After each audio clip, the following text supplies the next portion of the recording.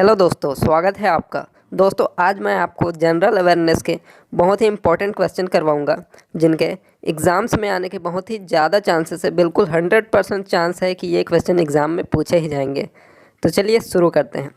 पहला क्वेश्चन है, किस देश ने विश्व का सबसे बड़ा सौर वृक्ष यानी कि सोलर ट्री विकसित किया है? तो दोस्तों, विश्व के सबसे बड़े सोलर ट्री को हमारे देश भारत ने ही विकसित किया है। आपने एक संस्था नाम सुना होगा, CSIR। इसकी जो central mechanical engineering research institute है, इसने विश्व के सबसे बड़े सोलर ट्री को विकसित किया है। तो ये कहाँ किया है? तो ये दोस्तों वेस्ट बंगाल के दुर्गापुर में इस ट्री को लगाया गया है और इसे इस प्रकार से डिज़ाइन किया गया है कि ये ज़्यादा से ज़्यादा सोलर एनर्जी कलेक्ट कर सके। तो चलिए अब बढ़ते हैं अगले क्वेश्चन की तरफ। विश्व स्वास्थ्य संगठन ने किस महाद्वीप को वाइल्ड पोलियो वायरस से मुक्त घोषित किया है? तो दोस्तों, हाल ही में WHO ने अफ्रीका महाद्वीप को वाइल्ड पोलियो यानी कि जंगली पोलियो वायरस से मुक्त घोषित किया है। अब WHO की बात हुई है तो दोस्तों, इसके बारे में एक क्वेश्चन हमेशा पूछा जाता है कि इसका मुख्यालय कहाँ है। तो WHO का मुख्यालय जिनेवा में है। और जिनेवा कहाँ है? ये स्विट्ज़रलैंड का एक शहर है। तो हाल ही में WHO से एक और फैक्ट भी बनता है कि भारत से इसके डिप्यूटी सेक्रेटरी जनरल नियुक्त किए गए हैं। तो वो कौन नियुक्त किए गए हैं? तो दोस्तों, वो हैं सौम्य स्वामीनाथन। ये जो है हाल ही में WHO के डिप्यूटी सेक्रेटरी जनरल नियुक्त किए गए हैं भारत से।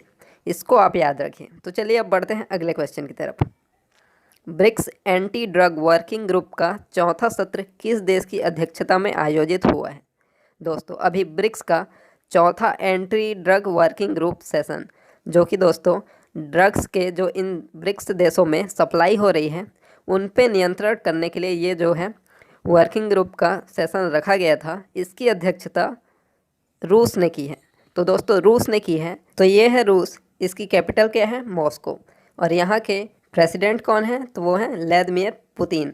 और रूस की करेंसी क्या है? Russian rouble.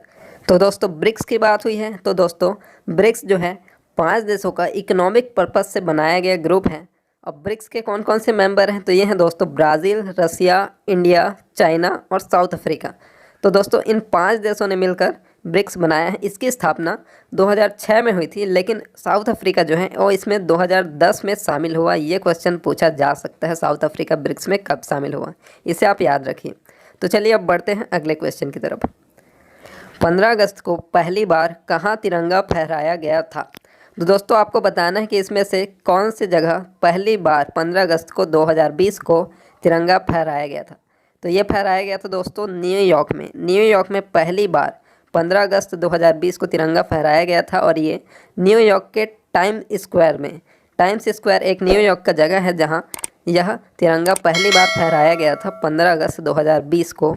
तो दोस्तों, ये किसने फहराया था? तो अमेरिका में भारत के जो महावाणिज्य राजदूत हैं रणधीर जायसवाल, इनके द्वारा यहाँ तिरंगा फहराया गया था। इसे आप याद रखिए। तो चलिए दोस्तों, अब बढ़ते हैं अगले क्वेश्चन की तरफ। मारिके लुकास रिजनेवेल्ड अंतर्राष्ट्रीय बुकर प्राइज़ जीतने वाली सबसे कम उम्र की लेखिका बन गई है। दोस्तों, ये किस देश की है?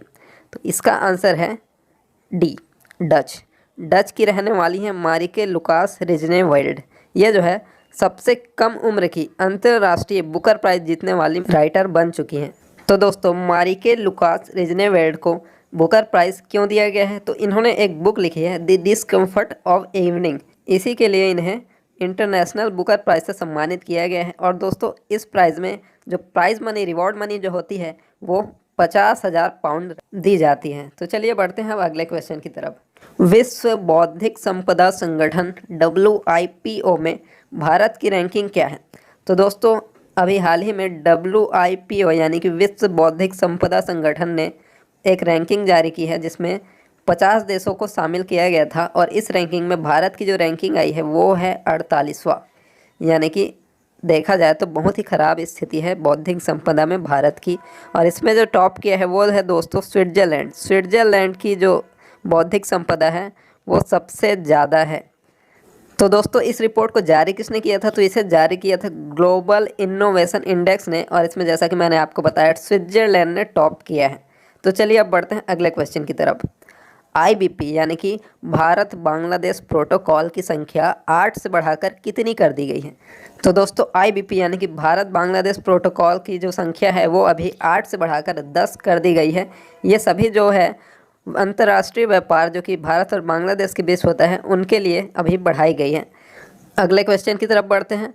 नुआखाई जुहार त्यौहार किस लिए मनाया जाता है? तो दोस्तों अभी कुछ राज्यों में जैसे उड़ीसा, छत्तीसगढ़, इसमें नुआखाई जुहार त्यौहार मनाया गया है। ये किस लिए मनाया जाता है? तो जब फसल की कटाई होती है उस लिए नुआखाई जुहार त्यौहार मनाया जाता है। तो छत्तीसगढ़, उड़ीसा जैसे राज्यों में फसल की कटाई के बाद नुआखाई जुहार त्यौहार मनाया गया है।